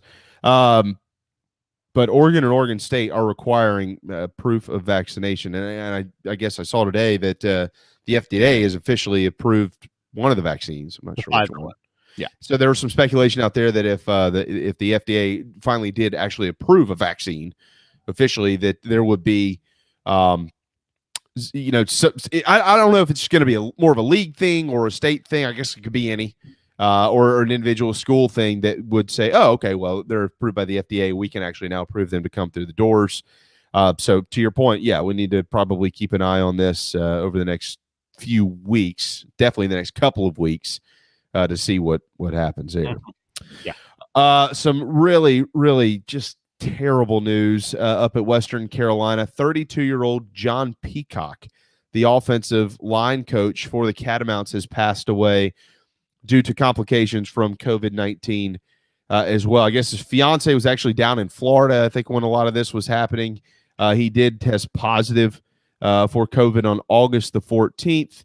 And the following day, doctors, according to David Hale, who writes for ESPN, expressed concern about low oxygen levels. And unfortunately, he ended up passing away. He was set to get married to his fiance coming up in February of 2022. So an awful, awful, awful story there. And that's all from the COVID side of things, at least in college football for now. On the college baseball side of things, former South Carolina pitching coach Jerry Myers, who was an assistant at South Carolina, left to become the head coach at Old Dominion, came back as the pitching coach for the Gamecocks. His first year, 2011, Carolina wins their second of 2 national championships. And then, because of some health issues, got out of coaching. He's back in coaching. He's going to head to Middle Tennessee State and become their pitching coach. Middle Tennessee State is coached by a guy Jerry Myers has known a long, long time, Jim Tolman, who was the lead assistant coach at South Carolina under Ray Tanner. And he left and became a head coach up at Liberty. And then he was down here as an assistant coach to Chad Holbrook at the College of Charleston. He, for the last few years, has been the head coach up there with the Blue Raiders. So he's going to bring Jerry Myers, an old friend, to town to take the place of Kyle Bunn, who at one point in time was the pitching coach at Clemson. So all these guys, all know each other, obviously. Yeah. So it's pretty neat, though, to see these two. Jerry Myers is a great guy. I saw him last fall. He was working on game days for the athletics department at South Carolina. Got to talk to him for a while. Known him a long time. Just a wonderful guy. So much knowledge. You just couldn't believe how much he knows about baseball. He could close his eyes and tell you what's going on. And he's going to go work with one of the better recruiters out there, one of the funnier dudes in the world, Jim Tolman, who's a great baseball coach in himself. So a bunch of garnet and black up there in the blue of Middle Tennessee State, whom, by the way, their head football coach is Rick Stockstill, who coached under Lou Holtz at South Carolina. So if you're looking for a G5 program to pull for and you're a Gamecock, you might want to pull for MTSU. Good baseball in that league, too. Conference USA is always a very, very good baseball league. Yeah, and those two guys there, boy, they probably can do some damage. Keep an eye on that. And then old Limo, Chris Lemonis, named Baseball America's National Coach of the Year. Of course, Mississippi State won the national championship. Limo, formerly of the Citadel, but now currently, of course, at Mississippi State. So congratulations to Limo, Baseball America's National Coach of the Year. I think that's a couple of those awards for him this year. So makes a little bit of sense, right? You got him to a national championship. I thought it was interesting that the bottom note right there. He's the 4th coach to win Baseball America's National Coach of the Year and Baseball America's Assistant of the Year. The company's okay. Tim Corbin, Brian O'Connor, Dave Serrano are the other 3. Oh, yeah, those guys are pretty good. Yeah, decent company. Wow. Congratulations to Chris Lamone. It's just awesome, awesome stuff. And then finally, before we hit a timeout to get to Perry Orth on Friday, the Gamecocks, if you happen to miss this, announced their 2021 Athletic Department Hall of Fame class, and it is a pretty darn good one. Mike Dura, who played football 1980 to 1983, former athletics director. Dr. Mike McGee will be inducted into the Hall of Fame this year as well. Of course, he hired Ray Tanner, Lou Holtz, Steve Spurrier. Probably pretty good reason for that. Brantley Southers, who played basketball back in the 80s for the ladies. Scotty Ward, a men's basketball player from 1960 to 1963. Kim Hudson-Williams, volleyball, 1993 to 2004. She was a coach, not a player. Ron Willis from track and field, 1990 to 1994. Former women's basketball coach. Nancy Wilson, who also, of course, spent some time with the College of Charleston. But Nancy Wilson, she's going to be inducted as well. And then the more popular names to all Gamecocks, John Abraham, one of the best defensive ends to ever play in college football, certainly South Carolina, and one of the best to ever play in the NFL, by the way. from 1996 to 1999. Yep, that winless 99 season. He was the shining star. John Abraham will be inducted. Former Gamecock Michael Roth with baseball, of course, will be inducted. Everybody knows his story, and I think everybody knows the story of Connor Shaw, who will round out this year's Hall of Fame class as well. So congratulations to all of them. They'll be inducted coming up here soon. I can't remember exactly what the date is, but the newest inductees for the Gamecocks. Speaking of Gamecocks, and speaking of Gamecocks quarterbacks, Connor's a former Gamecock quarterback. This guy's a former Gamecock quarterback. Perry Orth. They know each other, by the way. Perry Orth will join us next right here on the JB and Goldwater Show, driven by Stokes Volkswagen. This is Mike Mazzell for Stokes Volkswagen on Ashley Phosphate Road with exciting news. It's springtime and we're playing ball. Most dealerships don't have any inventory, but at Stokes Volkswagen we do. So we're playing ball on every new Volkswagen in stock. Every new Volkswagen available with zero down. Qualified buyers can sign and drive with interest-free financing for 60 months. Remember, Stokes Volkswagen on Ashley Phosphate Road is the fastest, easiest way to sell your car and get the most money for your trade. Plus, we'll take any trade in any condition, paid off or not. Is your credit in a slump? Strike two! If you've got $500 down and you make at least $2,000 per month, our lenders can get you approved. So if you want to strike out, that's okay. But if you want to hit a home run and save on a new Volkswagen, come see us today at Stokes Volkswagen on Ashley Phosphate Road or StokesVW.com. $1,666 per month per 1,000 borrowed for 60 months at 0% APR with zero down. Plus tax tag. Includes $499.50 administration fee. Subject to VCI credit approval. Expires month end. Peace and love at Stokes Dub. Wando Power Equipment, the trusted home of Hustler zero-turn residential and commercial mowers. There is nobody more trusted in South Carolina than our friends from Wando Power Equipment. They've been providing elite commercial and residential service for over 30 years. Landscape Services have turned to their selection of Hustler zero-turn mowers like the Raptor. Bigger, stronger, faster, and the most durable Raptor Hustler has ever designed. Located on Daniel Island and online at wandopower.com. Wando Power Equipment, owned by the Price family, the home of Hustler zero-turn mowers, rentals, service, and specializing in family and friendship. Shrimping season's back. That means local caught shrimp. That's right, local caught shrimp back on the menu at the Dog and Duck. All three locations, Bell Hall, Park West, and Clements Ferry Road, now featuring once again local caught hand-breaded shrimp, plus other daily specials like the Game Day Burger every Wednesday, Rib Night on Friday, rotating taps all the time, and all the TVs you can possibly imagine for whatever you want to watch. The Dog and Duck in Bell Hall, Park West, and on Clements Ferry Road. Okay, what's going on today, huh? Anything to talk about? All right, greetings and a good Monday afternoon. Greetings and a good Tuesday afternoon. Greetings and a good Wednesday afternoon, and welcome aboard. All right, greetings and a good Thursday afternoon. Greetings and a good Friday afternoon, and welcome aboard. All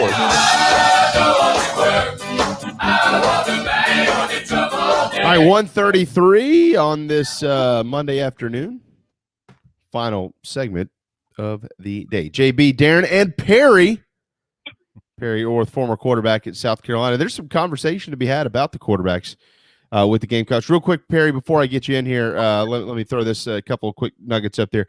That Hall of Fame class I just told you about at South Carolina, no information yet on the induction ceremony, but they will be recognized during halftime, I think, of the Vanderbilt game on that October the 16th at home. I think that's homecoming weekend as well. So that'll probably be a nice ovation for John Abraham and Connor Shaw at Williams-Brice Stadium. And real quick from the SEC, according to Andy Staples with The Athletic, the SEC is discussing potential financial penalties for teams that forfeit due to COVID, as in whatever amount of money you probably would have been paid out from your television rights that game, you won't get it the following year when they disperse those and dispense those checks. So, all right, we'll get to Perry Orth now. Perry's not worried about the SEC's COVID stuff. He's worried about quarterbacks. What's up, man? Nothing much, bro. How you doing? Well, just another Monday where we have to figure out what the hell's going on at South Carolina. How closely have you been following this the last few days? Zeb Noland, the former GA now for the Gamecocks, has a real chance to start against Eastern Illinois next week, my friend. Yeah, he does. He does. I've heard a lot of good positive news about him. He throws the ball well. just doing some research on him, not a ton, but able to pull him up and watch him throw the football when he was at Iowa State. There's a game on YouTube when he played Oklahoma, and he kept them in that ball game, throwing it all around the park. So he's an older guy, which obviously helps. He's physically mature. He understands the offense. He's was coaching for 2 months, and if the other kids are just not ready or just not capable, I fully expect him to start then. So we'll see as things develop this week, but I'm excited. I'm hearing really good progress. Everybody's kind of coming along. It's funny, I think I mentioned this last week that, I heard through the grapevine, the very first scrimmage wasn't a very good one. But like I said, man, in all my years of football, we never, whether it was high school, college, now as a coach for 5 years, I've never seen the offense succeed in the very first scrimmage. It's just part of football. Defense is always ahead early in camp, and I'm sure they had a good one on Saturday night. Yeah, look, so you've been in your share of quarterback rooms. You kind of have a feel for how these things work out. And by the way, we did reference your comments a lot last week on our program with some of our guests and about the offense and the defense and who's ahead in certain scrimmages, things like that. All reports are that the offense took some steps on Saturday night in that scrimmage at Williams-Brice, and they certainly are starting to feel a little bit better. But as it pertains to this situation itself, Perry, because it's always unfair to compare these things to others. Your situation is your own.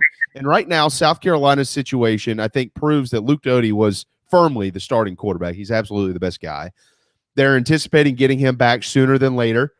And in the meantime, they got to get somebody ready to go. So knowing that it's not to discount Eastern Illinois, but their name isn't Kentucky or Georgia, or for that matter, East Carolina. Knowing that it's Eastern Illinois at home on September the 4th, knowing that you've got this, really good running game, you got 5 guys up front you feel really good about, and that you want to make sure that Luke Doty is going to be healthy. What does that tell you, or should that tell us about how this decision might be made by this coaching staff? Well, to be honest, the way that we ran the football last year and the way I expect us to run the ball this year, it's not too much different than the situation I'm in over at AC Flora that I'm preaching my quarterbacks. I've got 2 kids that one kid's a senior, or both of them are seniors. One of them has been in the program. He's less experienced. The other kid is a baseball player. He's actually committed to the Citadel. His name's Phillips Daniels, and he came out to play quarterback for his senior year, never played before. And I told the kids, listen, whoever's going to play is going to be the one who takes care of the football and who moves the football down the field. I don't care how it gets down the field, but whoever can lead the offense, whoever the offense kind of rallies behind, because I've seen in my career, and I was one of those guys, like I said, I've been on both sides of it. Whoever goes in and for whatever reason, things just gel and click on offense, that person's going to play. I can't tell you why. I can't tell you how, but sometimes it just happens that way. Whoever takes care of the football is going to play. We can't be moving the ball down the field by running 4 times in a row, and then we go to pass it and you throw a pick, right? That can't happen. I think the same message needs to be said and is being said at South Carolina right now. Listen, guys, we're not asking you to set the world on fire. Realistically, we're probably not going to throw it more than 20, 22 times in a game.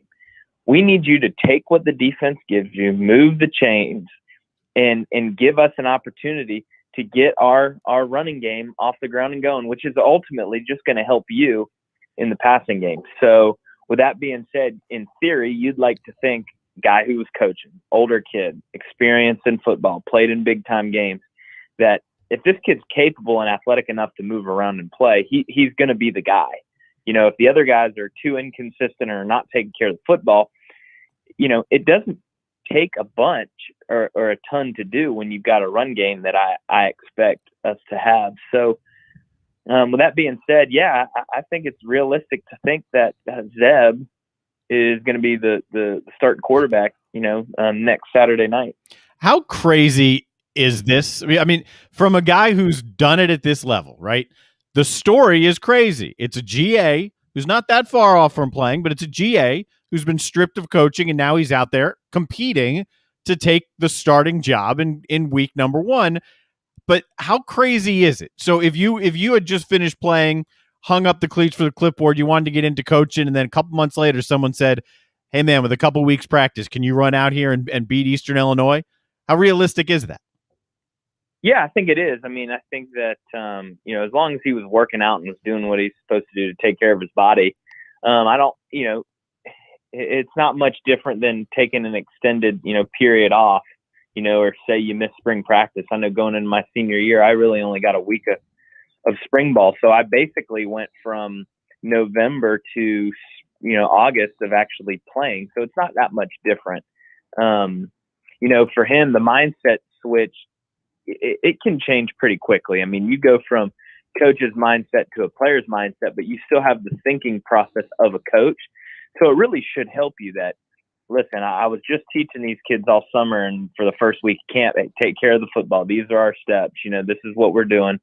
To now I have to go and execute what I was just telling them, And so the first couple of days, I'm sure he was rusty, but it's kind of like riding a bike, man. You hop on that thing, and it's just like it was, the last time you rode it. So, again, I don't think that they're going to ask him to do a bunch. They shouldn't, not with the capabilities that I believe we have in our run game. And I think that, fortunately, we open with a team that's lesser than we are, that we can, get in a groove, get in a feel, start to get in a rhythm. So when we roll up to Greenville, North Carolina, we're not, oh my God, what are we doing? We've got our wits about us, and we're able to move the ball down the field, and the quarterbacks are able to have confidence. And listen, just because the kid might roll out game 1 doesn't mean that, he's the guy. He could go out there and game time experience, play terrible. Jason Brown comes in and lights it up, and now he's the guy going to Greenville. So there's a lot that can change. What does the situation tell you about Luke Doty and where he was as the Gamecock starting quarterback? Yeah, I think that it just it should give us a lot of peace and comfort knowing that when Luke is healthy, he's going to be able to step right in and play. Also got to understand Luke is, a 19-year-old true sophomore, COVID freshman, whatever you want to call it. I mean, he's a young kid who's going to take his bumps and bruises along the way. And so he's obviously he's a superior athlete compared to the rest of the guys. It is what it is. Kid runs a sub 4.540. Crazy quick, played receiver all through, high school until, it was time for him to play quarterback. So he's a guy that you can do a lot with. He obviously has great command of his team already, which is great to see. And it just sounds like, Luke was really taking care of the football throughout spring practice and through early in camp. And again, as quarterback, you are a product of the people around you as far as performance on the field. Now, your infectious personality and optimism can bleed through the rest of the team. But, when you're a quarterback, you're very, very dependent upon the pieces of the puzzle around you. And if you don't have dudes around you, you're going to struggle. And, people like to put the wins and losses on a quarterback. Well, if the quarterback plays on a bad team, it's going to be tough for him to win. So I think it kind of embodies Luke and where we're at, and seeing the way the guys respond around him, and to see the coaching staff come out so early and say, okay, we're going to rock with Luke. That should give you as a fan supreme confidence that he's capable of winning and helping the Gamecocks win more games than maybe they're supposed to, or maybe than what these fans are thinking. Perry Orth, 144 this Monday afternoon. I mean, it seemed like it's been the opposite with that, Perry, for months. I mean, I'm trying to think, over the years, how many times we've known as a fan base, South Carolina, I'm talking specifically here, oh, well, so-and-so is our quarterback, and everybody's like, oh, we have a quarterback. Well, this year we pretty much knew we had a quarterback, and people were all beat up about it because they saw about 4 plays in the spring game. Might as well just not even play the damn spring game. It does more harm than it does good, at least when it comes to the public. So, I echo your comments, I guess is what I'm getting at there with Luke Doty. As far as we've had a lot of questions around here today, Perry, about and they're not bad questions, they're fan questions. Everybody wants to know the answers, and we just don't have them. But what if you do in the Georgia game? If Zeb Nolan plays the first 2 games and plays really well, you don't want Luke Doty returning in his first game and it's against Georgia and this, that, and the other. You were in a quarterback room for a long time. You are now as a coach. When people question about trying to control the timeline of these guys individually and collectively, how do you respond to questions like that? Yeah, I think that for me as a coach, I would make for certain that Luke is the quarterback of the future, whether it's the first 3 games of the season or the last 7 of this season or years to come. He's got a bright future and a long future ahead of him here at South Carolina. No sense in rushing him back to, trying to get him back a week or 2 weeks early just to get him back, unless there's that dramatic of a difference between him and the other guys. I think that you got to look first and foremost after the kid's health, because he's going to do a lot more for us in the long run than he will in the short term. So that would be my number one concern. The other thing is if you're right, if the kid's hot and he's got a hot hand and Luke is coming back and we're going into week 3 and we're 2-0 and Zeb's been lighting it up or Jason Brown's been lighting it up, you got to roll with that, right? You got to stick with what's got you there. And listen, if the kid goes out and struggles against Georgia and Luke's ready to rock and roll, then put him in the game. I mean, that's where I kind of take more of a Coach Spurrier mindset instead of being so much stuck per se with one guy. I mean, I'll tell you what I was planning on doing my quarterbacks here at Flores, right? We still haven't really decided on who's going to be our guy for this season, right? So we're going to give kids, hey, you're going to start the game, but so-and-so is going to get another series right behind you, right? And then after that, we're going to, whoever kind of has a better first drive, we're going to rock with that hand until we feel that somebody else can come in and really separate themselves from the other guy. And that's just the nature of it. Listen, I hated it as a player, but I didn't do enough to separate myself from my competition. So the coaches had to do what they had to do to see who was going to play. And now as a coach, I get it. I see that. I've got to get a feel for who's going to give me the best chance to win, whether it's the best chance to win that day or that season. I have to see somebody separate themselves. And the only way you really get a chance to do that is when you're in live game action. So, listen, if the kid goes out, Zeb goes out and plays well early, you got to rock with it. And then if he doesn't and we kind of limp into game 3 and Luke's ready to go, then you got to play your best guy. And this sounds really dumb, not dumb, just sounds elementary. I mean, at the end of the day, you have to play the player who's going to give you the best chance to win, right? And as a coach, you get paid a lot of money to make that decision. So, you got to live by your consequences. You go out and start a kid who hadn't been played and had been hurt and he goes out and plays bad. Well, heck, that's on you. You're the one evaluating him, coach. So, that's why they get paid the big bucks, and you guys get paid to talk about it and invite me on to do the same. You used to be a quarterback. I'd probably still be a quarterback. Matter of fact, if you got any eligibility left, let Shane know. Yeah, Zeb's doing it. Yeah, I mean, it's possible. Yeah, the only difference is that I haven't been working out, and I'm not 9 months after it. I have been working out, but not in the way that would keep me healthy. I feel like if I got hit one time, I'd just kind of break in half. So I'll coach him up from the sideline, but stepping in the ring right now, I don't know if for my own health and safety, we'll avoid that. If you still got one of those runs in you from the Texas A&M game, I don't know if you can still run that far, but if you can, they could probably use that. They could probably use that too, Perry. Yeah, right, so, I don't think I could do that either. So 66 yards is a hell of a lot further now than it used to be. That's for sure. The older you get, every yard matters.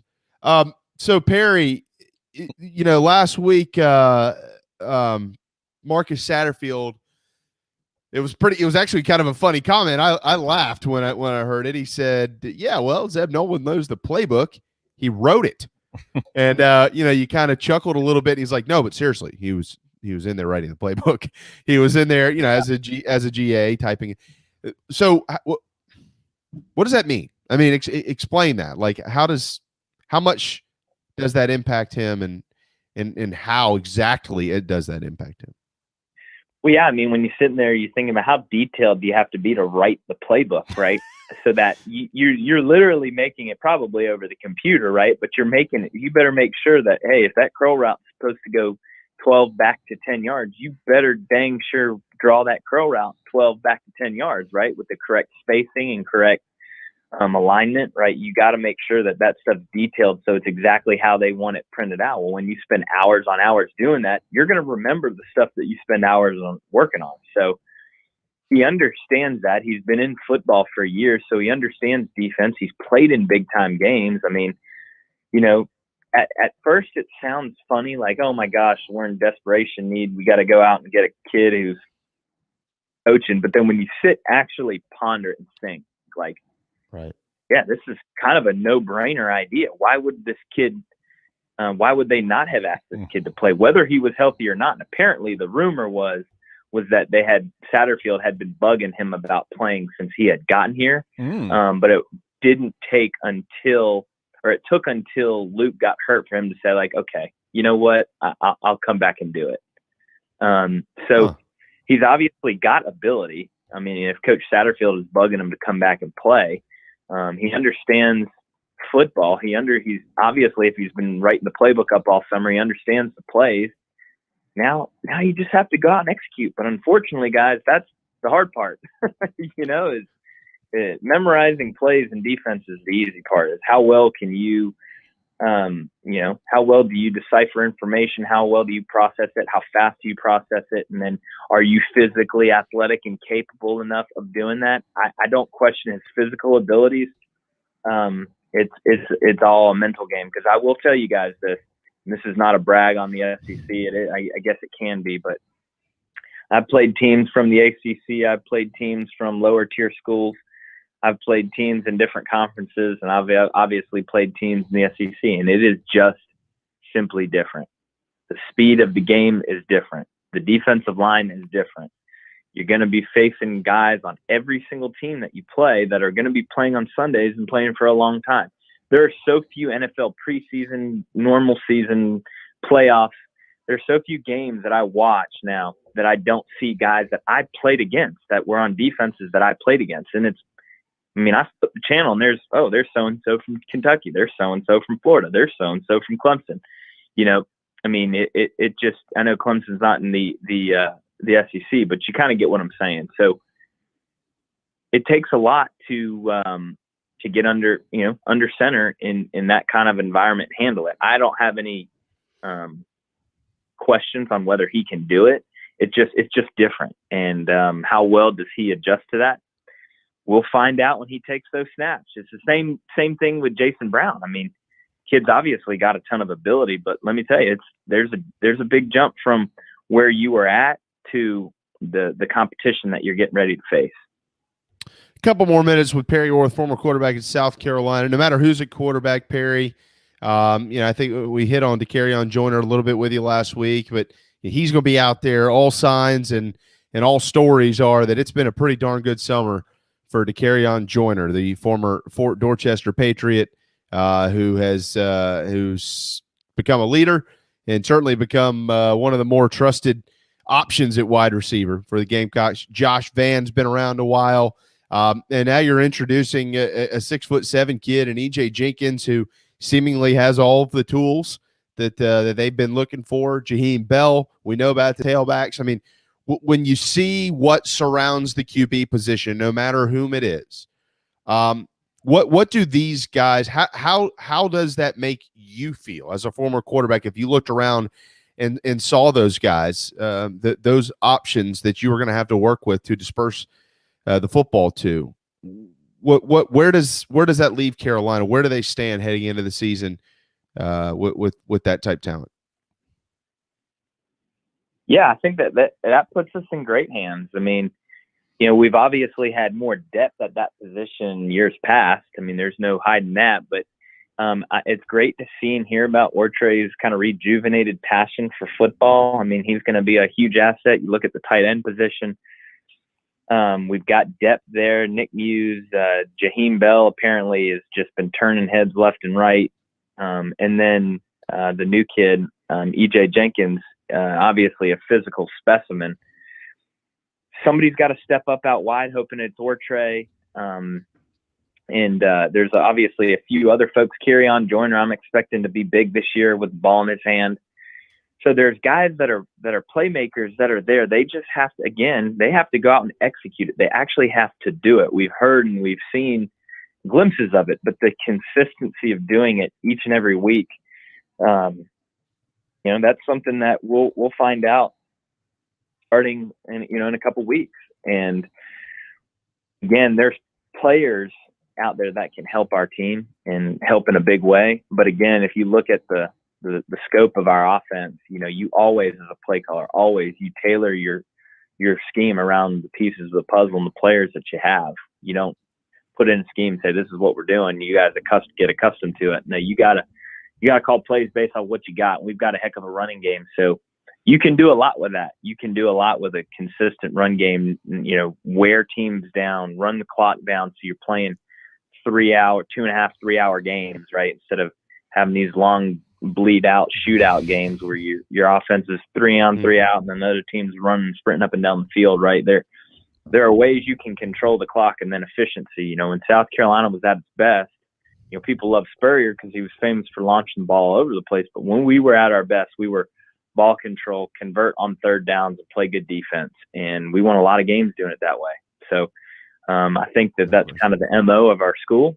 And if we can get back to doing that, we'll win a lot of games here this year.